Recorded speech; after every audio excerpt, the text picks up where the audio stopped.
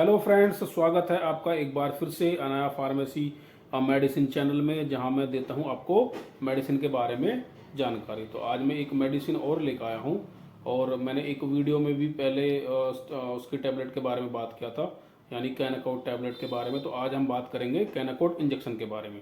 अगर आपने कैनाकोड टैबलेट के यूसेज के बारे में वीडियो नहीं देखी है तो अगर आपने वो वीडियो नहीं देखी है तो मैं उसका लिंक डिस्क्रिप्शन में नीचे डाल दूंगा।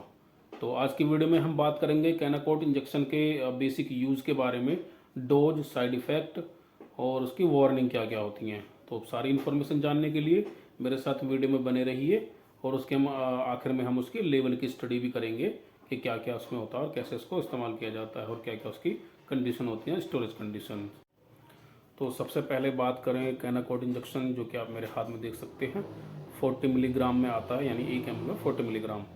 तो अगर इसकी हम बात करें कि इसमें जो सोल्ट होता है वो सोल्ट क्या होता है, तो उसके अंदर जो सोल्ट होता है वो होता है ट्राईएमसिनोलोन और एसीटोनाइड।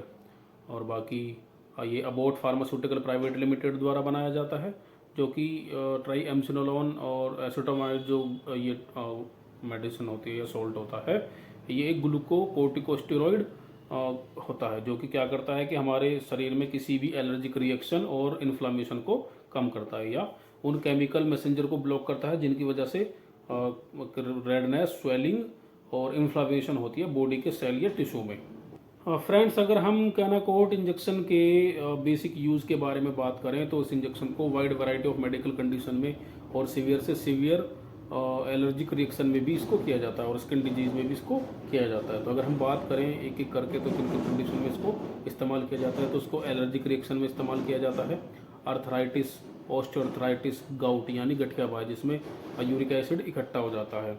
और स्किन डिजीज़ की बात करें तो इसमें एक्जिमा हो गया और एलोपीशिया यानी जिसमें हेयर आपके उड़ने लगते हैं, एलोपीशिया हो गया, सोरियासिस हो गया और अल्सराइटिव कोलाइटिस में भी इसको इस्तेमाल किया जाता है। और बाकी अगर पुरानी से पुरानी खुजली या खाज वगैरह भी होती है तो उसमें भी बहुत ही बेनिफिशियल होता है। तो दोस्तों, अगर हम इसकी डोज के बारे में बात करें तो ये 5 से 40 मिलीग्राम पर डे दिया जाता है। इसको 2 रूट के थ्रू दिया जाता है। एक रूट यानी IM, इसको इंट्रामस्कुलर रूट से दिया जाता है, इसको वेन में कभी भी इस्तेमाल ना करें। दूसरा होता है इंट्रा आर्टिकुलर, यानी जिन पेशेंट में ऑस्टियोआर्थराइटिस या र्यूमेटॉइड अर्थराइटिस यानी पूरी बदन में दर्द होता है और जोड़ों में इन्फ्लामेशन होती है, तो उसमें एक एक्सपर्ट या एक डॉक्टर के थ्रू या एक एक्सपर्ट नर्सिंग स्टाफ के थ्रू आर्टरी में यानी घुटने की आर्टरी में इसको इंजेक्ट किया जाता है। अगर हम इसके बारे में यानी इसकी वार्निंग्स के बारे में बात करें कि क्या क्या इससे वार्निंग है इस इंजेक्शन की, तो ये आपको लेने के बाद मेटाबॉलिक डिसऑर्डर भी आपकी बॉडी में कर देता है और हाई ब्लड प्रेशर यानी आपका ब्लड प्रेशर भी बढ़ जाता है और कोलेस्ट्रॉल का लेवल भी इंक्रीज हो जाता है। और कभी कभी देखा जाता है कि गैस्ट्रोइंटेस्टिनल ब्लीडिंग भी हो जाती है और वेट गेन भी हो जाता है, क्योंकि ये जो कोर्टिकोस्टेरॉइड है तो क्या होता है, ये वाटर को रिटेंशन या वाटर को होल्ड करके रखता है, जिससे आपको लगेगा कि आपका वेट गेन हो रहा है। और अगर हम बात करें तो ये इलेक्ट्रोलाइट का इम्बेलेंस भी कर देता है, जैसे सोडियम हो गया, क्लोराइड हो गया, मैग्नीशियम हो गया, कैल्शियम हो गया। तो जो हमारे मेन जो होते हैं इलेक्ट्रोलाइट, उनका इम्बेलेंस कर देता है। और आपका ओरल थ्रस यानी आपकी ज़बान पर सफ़ेद सफ़ेद कुछ मटेरियल जमा हो जाता है, जिसे ओरल थ्रस या टंग थ्रस भी कहा जाता है। और ऑस्टियोपोरोसिस भी इसका एक वार्निंग होती है। ऑस्टियोपोरोसिस मतलब कि आपकी हड्डियों में छेद होने लगती है, आपकी बोन की डेंसिटी कम हो जाती है और बोन में होल्स हो जाते हैं।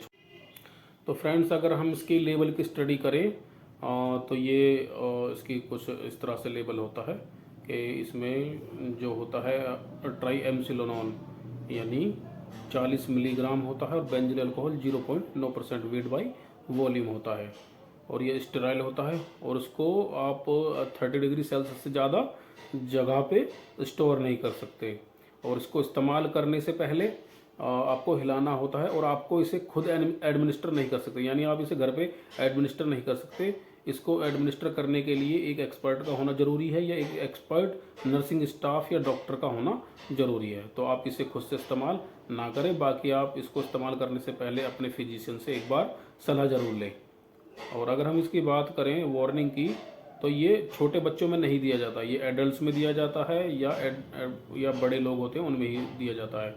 और अगर हम इसकी डोसेज की बात करें तो ये आपके डॉक्टर के अनुसार ही डिपेंड होता है, क्योंकि बहुत सारे बॉडी फैक्टर्स पर डिपेंड करता है डोसेज। और अगर हम इसकी बात करें तो इसको क्या और इसका लेवल है, तो इसको बच्चों की पहुंच से दूर रखना है। और अगर हम इसके प्राइस की बात करें तो इसका प्राइस होता है 186 रुपये पर इंजेक्शन।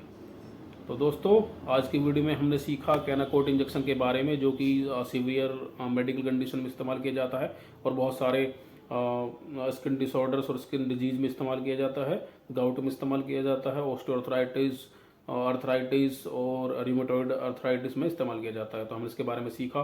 तो दोस्तों, आपको मेरी इन्फॉर्मेशन कैसी लगी और आपको मेरा एक्सप्लेनेशन का तरीका कैसा लगता है, आप मुझे कमेंट में ज़रूर बताइए। और thank you for watching this video. तो मिलते हैं अगली वीडियो में अगली एक नई मेडिसिन के साथ। तो तब तक के लिए अपना ख्याल रखिए और मुझे सपोर्ट कीजिए, मेरे चैनल को सपोर्ट कीजिए और कमेंट कीजिए कमेंट बॉक्स में, और लाइक कीजिए, शेयर कीजिए। Thank you for watching this video. Thank you.